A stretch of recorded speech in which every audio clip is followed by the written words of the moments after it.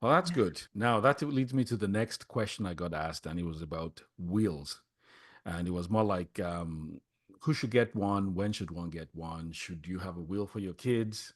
And so on and so forth. So I'll pass that to you, the expert, and you could lay down the law on that for the rest of us. So part of tax law is the estate planning because that is what the whole picture is for a business owner. So we also structure on discretionary trusts, but here we're talking more on personal wills, where every individual should have a will, especially if they have children because I have been doing many wills for anyone and everyone. I do it at a very reasonable price because I want it to be accessible to people. Because if you don't have a will and you pass away, what will happen is the Intestacy Act comes into play.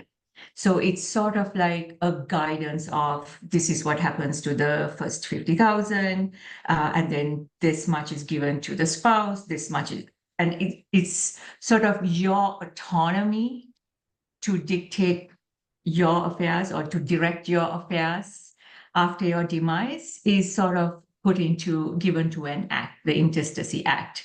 When the Wills Act in each province provides the guidelines to have a will, and that's what in each province I would, for Nova Scotia, we have to do it in person. So in other provinces, there are variations to do through virtual means.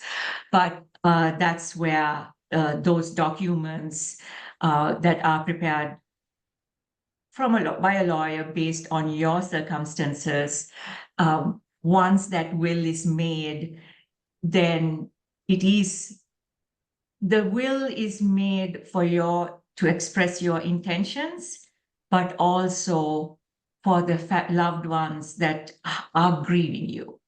Right. Because the last thing you want is for them to have to figure out, and it can be a real mess when you don't have a will.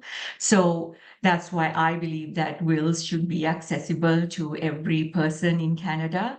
And I try my best to always do as many as I can. I've done sometimes 10 wills a day because I can see that positive impact it has on families. Almost everyone tells me, I have lost sleep that don't have a will. And for me, it is a matter of one day and I have the will for them because theirs is very straightforward. So for me, I've seen those complicated ones. So for me, I appreciate when individuals and families need the will. So generally a will is per person.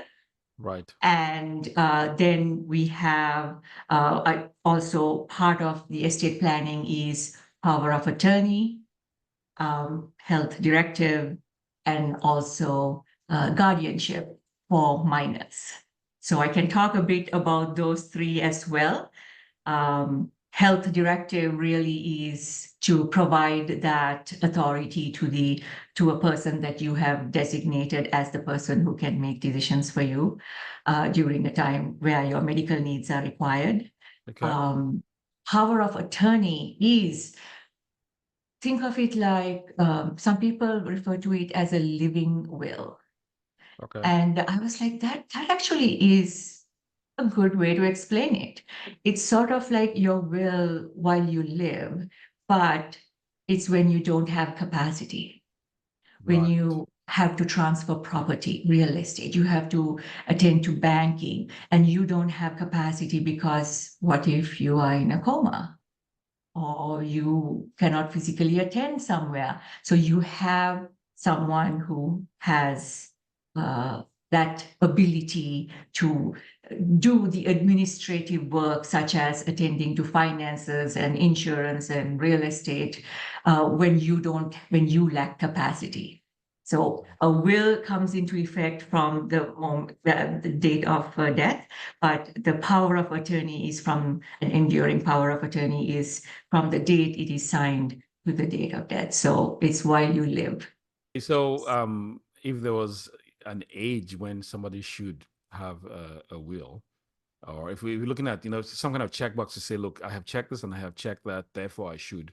What will those things be? Like, what are the flags or the? Assets. If you have assets, and most people who have a house or children, most people, when they have children, that's the first thing they think about. Even I did. And guardianship, that's another important conversation I have with parents, because they have to seriously think about who they would like to raise their children.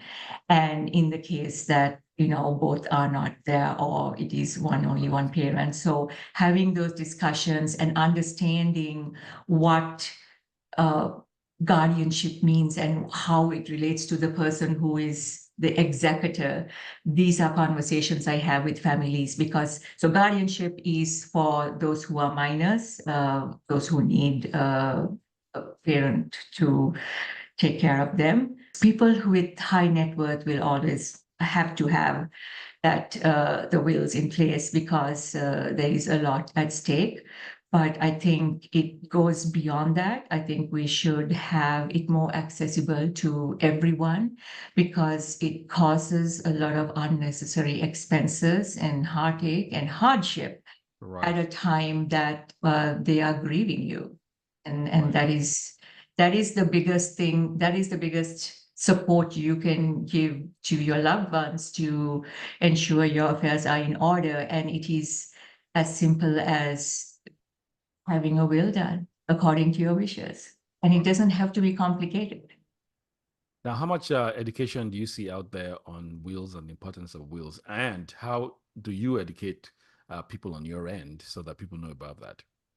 I find most people know about wills. They know that, especially if they have uh, I wouldn't say people in their 20s would be interested unless they have a family, but I'm seeing in an age range, I would say that early 30s or 40 and then 50. So that more a bit mature age that reaches out to consider a will. But I'm very pleased that the knowledge in general, people have an idea what a will is and the function of it. So I would say most people are knowledgeable and educated about it. So when they come to me, I'm mostly explaining and based on their personal situation. So I find that very reassuring, because at least people are aware of it. I wouldn't say I have met anyone who did not know about a will. So Right. that is good. Okay, so it's people know it's just stepping forward to take action is what that's all about.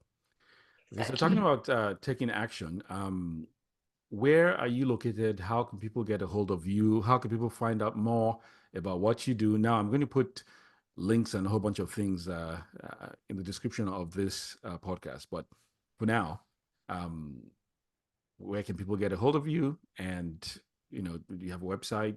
And yes, So I am a virtual law firm, and I am located both in Ontario, in Toronto, as well as in Halifax. But I practice in BC, in Alberta, in Saskatchewan, in wow, Manitoba, in New Brunswick, PEI, Newfoundland, Nova Scotia, and Ontario. great, And my website is primrosetax.ca. And on the contact page, I have an email address, hello@primrosetax.ca. I do have a contact box there where you can just put your contact information and I will contact you. And I'm on LinkedIn. You can send me a message there. Uh, that would be, yeah, and then that's the virtual presence is what provides that accessibility. well, thank you very much for coming on and sharing your wisdom with us. I know I'm going to have more questions, which I would ask and post later. I hope that we can use this as a springboard to start providing education on why people Yes. should be aware, so at least they have enough information to make an informed decision on something that would impact Exactly. their lives and impact the lives of their family, or impact the kind of And I business they think, have. Emo, the next podcast, we could talk about CRA audit Okay. powers. I think business owners and entrepreneurs need to be very aware of the changes that have taken place in the powers that have been given to the CRA to enforce their mandate. And it really is jarring. And Wow. the fact that we are not aware, I would say most Canadians are not aware because we are getting information from everywhere. Right. But this is one of my research topics of how to protect clients in order for them to organize their affairs. Now, we can talk about the Westminster Principle and all that in the next topic. So, CRA audit powers and Westminster Principle.